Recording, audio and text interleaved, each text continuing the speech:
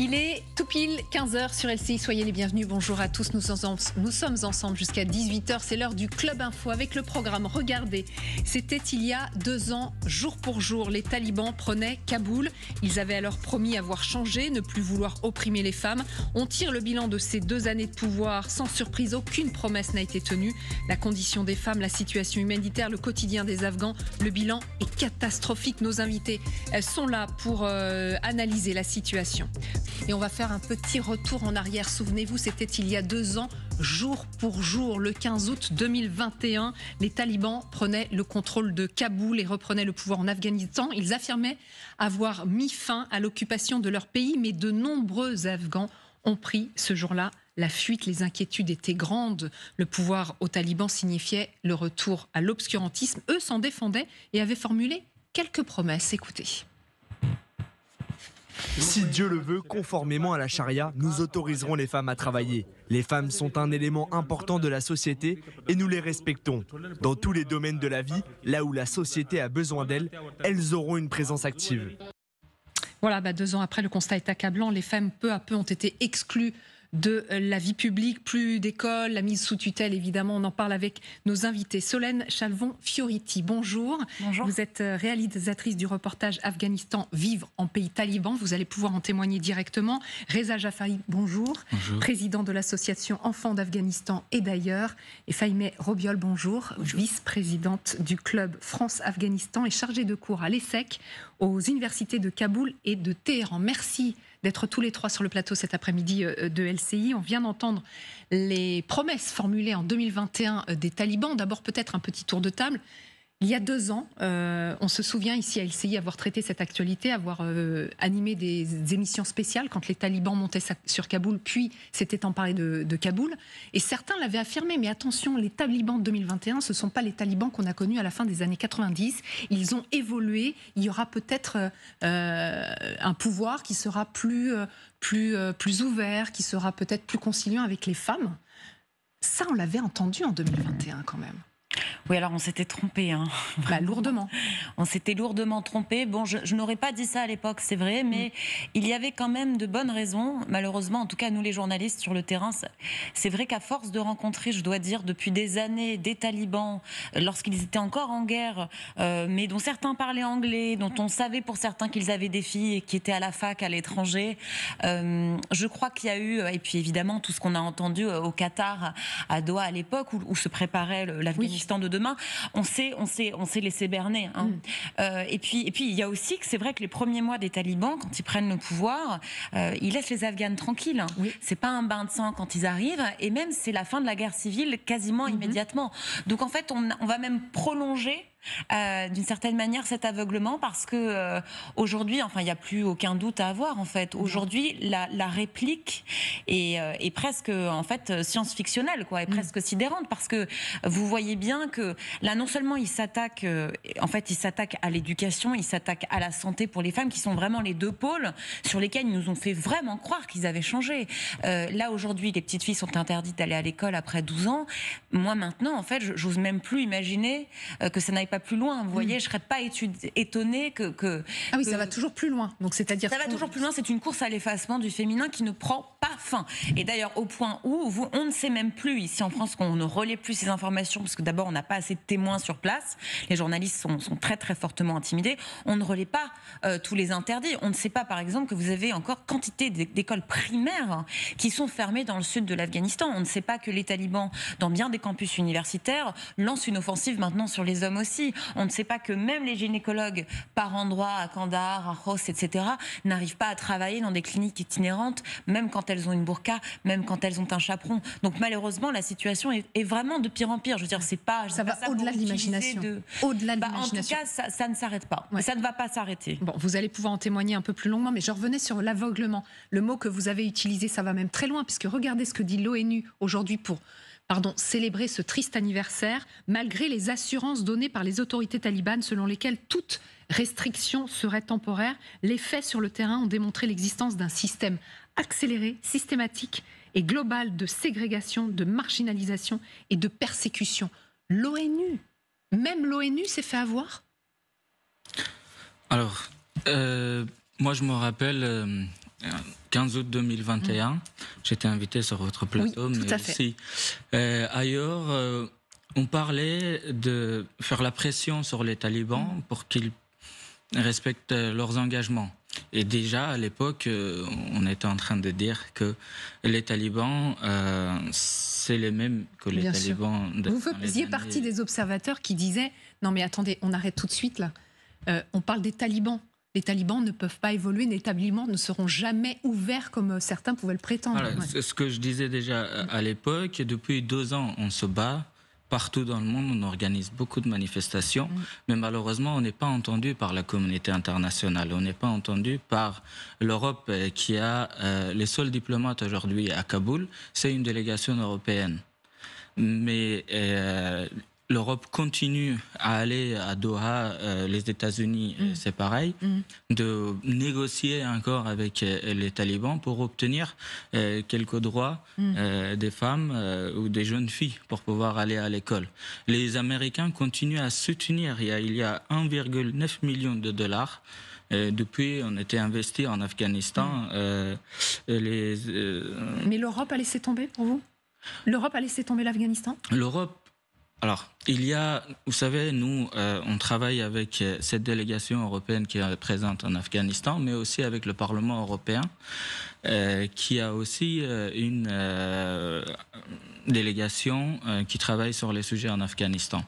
Ils nous disent clairement qu'aujourd'hui, on est à 5000 km d'ici. On est en contact avec le Pakistan pour contrôler les talibans. S'il vous plaît, ne venez pas nous emmerder avec l'Afghanistan. On était là pendant 20 ans. On n'a pas réussi vraiment à résoudre le problème, mais ils ont oublié que pendant ces 20 dernières années, ils avaient investi sur les chefs de guerre. Les chefs des partis politiques en Afghanistan, c'était les chefs de guerre. Et aujourd'hui, on a au pouvoir les talibans qui ne sont pas mieux que les chefs de guerre. On continue à faire les mêmes erreurs. Aujourd'hui, on envoie les envoyés spéciaux des États-Unis, Thomas West, voir les chefs de guerre en Turquie qui ont créé un conseil militaire. On envoie aussi Thomas Nicholson, envoyé spécial de l'Europe, en Afghanistan négocier avec les talibans. Sarajuddin Haqqani, ministre de l'Intérieur, un des chefs d'Al-Qaïda. Et aussi le fils de Mullah Omar, qui est aujourd'hui ministre de la Défense. On continue à faire les mêmes erreurs. Dès l'époque, on parlait de soutenir la jeunesse, de soutenir le peuple afghan, de soutenir les Afghans et les Afghanes qui sont restés à l'intérieur. 20 ans, c'est une génération. Pendant ces 20 dernières années, on a eu une jeunesse éduquée, une génération éduquée qui ont participé à la vie sociale et politique de l'Afghanistan et qui ont acquis des expériences. Aujourd'hui, il y a une alternative. La communauté internationale a deux choix. Soit de continuer à travailler, à commettre les mêmes erreurs que pendant les 20 dernières années, à travailler avec les chefs de guerre, avec les talibans, ou trouver une alternative. Cette alternative peut être que la société civile, les femmes, la jeunesse afghane. Mais vous allez nous dire peut-être que c'est aussi un peu compliqué de se mettre en lien avec cette société civile, même si vous avez dit que pendant 20 ans, elle a réussi à être éduquée, elle aspire à autre chose que ce qu'elle vit aujourd'hui. Vous allez pouvoir nous dire ce que vous en pensez. Mais d'abord, votre avis quand même, on ne vous a pas entendu, Fahimeh Robiol, sur ces 2 années passées. Quand vous voyez, on revoit ces images terribles du 15 août où les talibans arrivent à Kaboul, reprennent la ville et tous les Occidentaux et une partie des Afghans qui veulent absolument prendre les avions pour partir à l'Occident et pas vivre ce pouvoir-là. Si vous permettez, je fais une très courte parenthèse. Retour depuis 2009, parce que j'allais tous les ans en Afghanistan. Et j'ai vu d'un côté les progrès qui étaient faits dans les grandes villes et tout l'argent qui a été versé, mais que cet argent-là n'a pas arrivé à 80% de la population. Et c'est une des raisons majeures que les talibans ont pu ressurgir dans les régions qui ont resté complètement... Grâce à l'argent qu'ils ont réussi à détourner, c'est ça ? Ils ont la corruption. Il y a beaucoup d'audits qui ont été faits depuis 2013 par des institutions américaines pour dire où c'est parti cet argent-là et ils ne peuvent pas arriver à le dire. Donc, une des raisons majeures, C'est ça. Deuxièmement, j'ai travaillé beaucoup avec les femmes leaders afghanes et que depuis 2018, ils ont fait allumer les lignes rouges, filmer. Il y a des graves problèmes en ce qui concerne les négociations des talibans, sans nous, avec des Américains. Donc à partir de ça, moi j'ai pu avertir le Parlement, le Sénat, et avec leur aide, des lettres ont été adressées au Parlement européen, au président de la République, avertissant qu'attention, ces négociations vont avouer à l'échec parce que le peuple afghan n'est pas dedans, etc., etc. Et que la situation humanitaire est catastrophique par la sécheresse, par la corruption, par les attentats. On n'a pas été, c'est-à-dire, on ne peut pas dire qu'on était aveuglé par les promesses des talibans. Mais vous n'avez pas été entendu.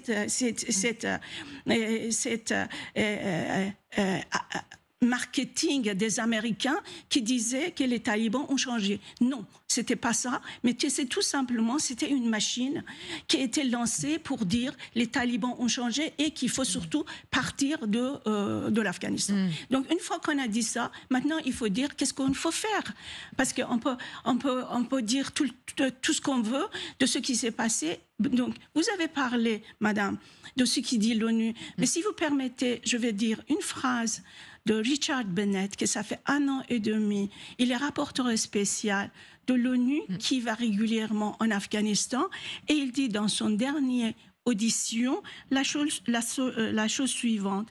Les talibans ont eu un but clair et défini, l'effacer la femme de tout l'espace public. Et il ajoute, nous sommes profondément préoccupés par la perpétration apparente en Afghanistan de la persécution sexiste, une violation systématique et grave des droits de l'homme et un crime contre l'humanité. Vous voyez, la messe a été dite. En Afghanistan, il y a 17 millions de personnes qui ont leur droit fondamental a été bafoué. Et donc, si on commence par ça, peut-être qu'on va arriver à arrêter tout et on arrête de jouer avec le feu en disant que les talibans ont changé. Maintenant, celui-là va aller parler avec les talibans, celui-là va aller parler avec les talibans. L'économie a bougé, les dames avec les burqas vont rentrer en Afghanistan en disant que la situation a changé, etc., etc. Excusez-moi, j'étais là. Mais non, mais c'est important que vous le disiez parce que c'était l'une de mes questions. Qu'est-ce qu'on peut faire? D'abord, on va s'arrêter sur la situation des femmes parce que vous en parlez tous. Il y a un effacement de la femme aujourd'hui en Afghanistan et c'est terrible. On en écoute quelques Afghanes qui ont bien voulu témoigner. Nous sommes sans emploi, nous risquons de nous enfuir parce que s'il n'y a pas de travail et pas de revenus pour moi dans ce pays, mes enfants ont faim. Mon mari n'est pas là pour me soutenir. Mon mari est mort. La vie des femmes a complètement changé au cours des 2 dernières années. C'est une mauvaise chose qui continue à se produire. Nous voyons de nouvelles politiques talibanes qui violent les droits des femmes, parfois chaque semaine. Une récente violation qui est vraiment significative a été la fermeture des salons de beauté dans tout le pays. De mon point de vue, si la situation continue ainsi, l'avenir sera sombre et incertain. Et la moitié de la société sera paralysée. Voilà, quel avenir pour les femmes afghanes. Quand on vous écoute, on se dit que c'est bien sombre. Quand l'une d'elles parle des salons de beauté, évidemment, ce n'est pas le côté futile des salons de beauté, parce que c'est extrêmement révélateur de ce qui se passe aujourd'hui en Afghanistan. Et cet effacement a des conséquences concrète, c'est-à-dire qu'il y a une hausse des dépressions chez les Afghanes et notamment les plus jeunes. Il y a une hausse du taux de suicide. C'est absolument épouvantable. Qu'est-ce que Alors, vous les salons de beauté, en fait, c'est intéressant parce que les salons de beauté nous montrent nous ont montré. Alors moi, j'étais à Kaboul là en juillet quand ils ont fermé les salons. Ce qui est intéressant, c'est que comme pour en fait, chaque interdit qui cible les femmes, les talibans, en fait, nous ont montré ces 2 dernières années qu'ils ont peur d'elles. En fait, ils ont peur des femmes ils ont peur des femmes qui étudient, ils ont peur des femmes qui s'éduquent, ils ont peur des femmes dans les salons de beauté, ils ont peur des femmes ensemble. C'est pas simplement, il faut pas imaginer que c'est, je sais pas, une sorte de, ils se seraient réveillés le matin en se disant on va les enfermer. Non, c'est vraiment des décisions politiques. Vous savez, il y a 3 ministres de l'éducation qui se sont succédés depuis que les talibans ont pris le pouvoir. C'est pas pour rien, c'est parce que cette question-là est éminemment politique et les talibans ont très bien compris que pour contrôler le pays, il faut aussi contrôler les femmes. Les salons de beauté, d'abord, c'est ahurissant du point de vue économique. C'est comme d'ailleurs le fait que quand même ils aient là éradiqué a priori 80% de la culture de l'opium. Enfin, c'est les images satellitaires qui parlent. On peut pas les inventer. On voit bien qu'il y a une doctrine, qu'il y a une idéologie. Et par moment, cette idéologie, cette doctrine, elle fait qu'ils se tirent complètement une balle dans le pied. Parce que les salons de beauté, on a continué de dire en Afghanistan, je veux dire, il y en a presque autant qu'il y a de boulangeries, en fait. Parce que c'est un rite initiatique très important dans la vie d'une Afghane de passer par le salon de beauté avant de vous marier. Et en fait, moi, je voyais bien ces dernières années, puis on les a beaucoup tournés, les salons, ces 2 dernières années, en fait, c'était devenu un endroit où les filles allaient réviser les cours qu'elles ne pouvaient plus avoir. C'est un endroit où elles allaient voir, faut pas oublier que priver les femmes de l'école ou du travail, c'est vraiment priver l'être humain de l'interaction sociale, puisque l'espace public n'existe pas. Et de toute façon, taliban, pas taliban, n'oublions pas qu'avant, c'était l'horreur aussi, c'était la guerre. C'était la guerre civile. Et donc, la guerre civile, il n'y a pas d'espace extérieur sécurisant pour les femmes. Donc, en fait, vraiment, l'école, c'est le seul endroit où elles se retrouvent. Et donc, les salons de beauté ont joué vraiment très joliment, d'ailleurs, ce rôle où vous terminiez par voir beaucoup d'autres femmes que des esthéticiennes. Et quand ils ont fermé les salons, on était un peu ahuris, on avait l'impression d'assister à des déploiements, moi j'ai vu les talibans faire ça quand ils étaient dans des opérations anti-Daesh, vous voyez, des pick-up avec des agents des services de renseignement devant les salons de beauté, parce qu'ils ont peur d'elles, parce qu'ils veulent absolument les soumettre, parce qu'ils ont peur des femmes éduquées. Ils voient très bien ce qui se passe avec les Iraniennes quand les filles elles vont à la fac. Ils ont peur que les Afghanes, en fait, que le corpus, notamment le corpus académique, mais d'ailleurs qu'ils fantasment complètement, parce que l'école en Afghanistan est une école très religieuse. Je veux dire, il y a des cours d'islamiyat, enfin, tout le monde sait ça, mais ils fantasment ce corpus et ils pensent qu'à l'intérieur de l'école, les filles fomenteront d'une certaine manière contre eux. Donc, et d'ailleurs, il n'y a pas que les filles qui sont visées. Il y a des écoles primaires dans le sud, comme je disais tout à l'heure, il y a des étudiants, il y a des campus universitaires, autant d'informations, malheureusement, qui nous parviennent de moins en moins, parce que d'aller en Afghanistan, c'est très compliqué maintenant pour avoir une accréditation. Nos confrères afghans, qui sont très courageux, mais vraiment payent très cher leur travail, ils les tabassent.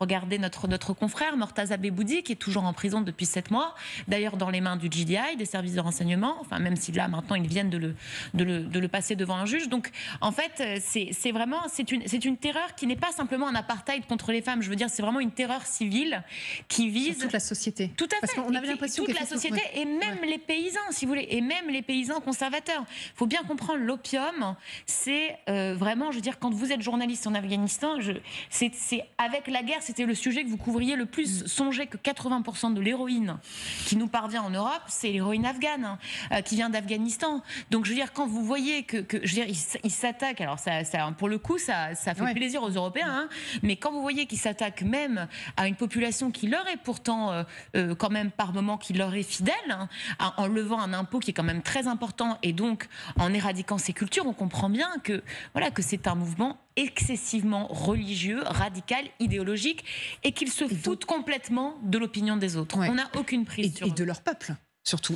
Parce qu'on parle de la situation des femmes, et vous avez raison, la situation humanitaire et économique est catastrophique aujourd'hui en Afghanistan. Donc tous les Afghans sont concernés, pas que les femmes. Nous avons attiré énormément l'attention des ONG sur le fait qu'il faut tout faire pour que cette aide arrive des femmes aux femmes. Aujourd'hui, cette aide arrive aux talibans. Et les talibans le distribuent premièrement à leurs combattants, deuxièmement à ces pauvres gens-là, à condition qu'ils deviennent combattants, et ils les stockent pour les guerres futures. On a des photos des sacs de farine que quand ça arrive, si ça arrive chez les pauvres gens, femmes, quand ils l'ouvrent, il est plein d'insectes. C'est-à-dire, quelque part, en Afghanistan, on les échange contre des choses qui sont périmées. Et vous ne pouvez pas imaginer comment la situation est catastrophique dans ce pays. Catastrophique dans ce pays. Donc, si à tout prix on veut aider, il faut qu'à un moment donné, on arrête de donner des carottes et on dit il faut qu'il y ait quelque chose. En ce qui concerne le pavot, c'est une démarche stratégique. Ils sont trop intelligents parce qu'ils ont maintenant un stock énorme d'opium. Et pour ça, ils l'ont arrêté. 2 ans. Ils l'ont arrêté pour la culture. De dire, vous voyez, nous sommes arrivés et maintenant on a arrêté. Et deuxièmement, de vendre ce stock-là au prix plus important, et puis après de recommencer. Tout ce qu'ils sont en train de faire à ce niveau-là, au niveau économique, au niveau qui est maintenant, on est en train de protéger tous nos biens qui étaient dans les mines, etc., etc. Ce sont des démarches marketing parce que par rapport à la version 1 des talibans, c'est la version 2 sont un peu plus Bien sûr. Alors tout ça c'est calculé, mais comme on comprend bien, on ne comprend pas l'avenir du pays. Comment est-ce que c'est possible qu'un pays puisse avoir un avenir quand la moitié de la population elle est mise à la maison, c'est le cas des femmes, et qu'une bonne partie de la population est privée de son emploi, est privée de pas mal de choses et n'est pas considérée par le pouvoir avec une situation économique extrêmement grave. Je voulais juste vous montrer comment les talibans, eux, ont fêté, célébré cet anniversaire parce que pour eux, c'est un jour heureux. C'est le jour où ils ont mis fin à l'occupation, disent-ils, puisque le gouvernement qui était en place à l'époque était soutenu par les États-Unis. La conquête de Kaboul a prouvé une fois de plus que personne ne peut contrôler la fière nation afghane et qu'aucun envahisseur ne sera autorisé à menacer l'indépendance et la liberté du pays. Voilà, sur cette base-là, comment on aide les Afghans aujourd'hui? Parce que les talibans, de toute façon, n'accepteront aucune ingérence. Oui, bien sûr, mais comme je le dis depuis un certain temps, il y a des associations, mais aussi il y a des gens qui ont des contacts à l'extérieur où on peut envoyer vraiment des aides. Je vais vous donner juste une petite anecdote. Pour les femmes activistes et les femmes qui manifestent à Kaboul, mais aussi dans les autres régions, elles sont soutenues par personne. Presque personne. Il y a quelque temps, il m'avait envoyé 2 photos de 2 moutons pour dire, voilà, on va vendre ces moutons-là pour avoir Internet à chaque fois qu'on fait des actions pour pouvoir l'envoyer aux médias et ainsi de suite. Malheureusement, aujourd'hui, comme je vous ai dit tout à l'heure, le peuple afghan a été abandonné par le monde entier. Mais aujourd'hui, on a beaucoup de féministes, beaucoup d'activistes et beaucoup d'associations qui travaillent pour la cause des femmes. Mais malheureusement, aujourd'hui, on ne va pas chercher vraiment de voir comment on peut aider. Il y a beaucoup des gens qui parlent sur les réseaux sociaux, mais aussi sur les plateaux. Mais concrètement, est-ce qu'on va vraiment chercher les associations ou les mouvements des femmes? La réponse est non. Donc il y a un manque d'ambition, c'est ce que vous êtes en train de nous dire. Il y a un manque de volonté, d'ambition. Et aussi, je veux dire, il faut clarifier ça. Si le droit des femmes, on nous dit toujours les droits des femmes sont universels. Le droit de l'homme, c'est universel. Mais malheureusement, non. Pourquoi? Parce que ça fait 2 ans qu'on va partout. On alerte sur la situation des femmes, des enfants. Beaucoup de femmes se suicident. On continue à faire sortir celles qu'on arrive. Mais d'autres ne veulent pas, veulent rester dans leur pays et combattre les talibans à leur façon, à leur manière. Mais est-ce qu'on les contacte? Non. Concrètement, qu'est-ce qu'on peut faire? Ce que je dis depuis toujours. Aujourd'hui, si la jeunesse, si on est entendu par la communauté internationale, par l'Europe, nous, on voulait aller au Qatar rencontrer les talibans. Mais quand on va au Qatar, un mouvement jeune, on a à notre côté l'Europe, on a à notre côté aussi les États-Unis ou d'autres pays, pour au moins pour une fois, montrer au monde entier, montrer aussi aux talibans que la communauté internationale est prête de faire confiance à la jeunesse d'Afghanistan. Et encore faudrait-il que tout le monde soit uni et mobilisé et c'est loin d'être le cas, et on a bien l'impression que vous avez l'impression de temps en temps de travailler malheureusement un peu seul. C'est terminé, mais 30 secondes, est-ce que vous êtes confiante pour l'avenir?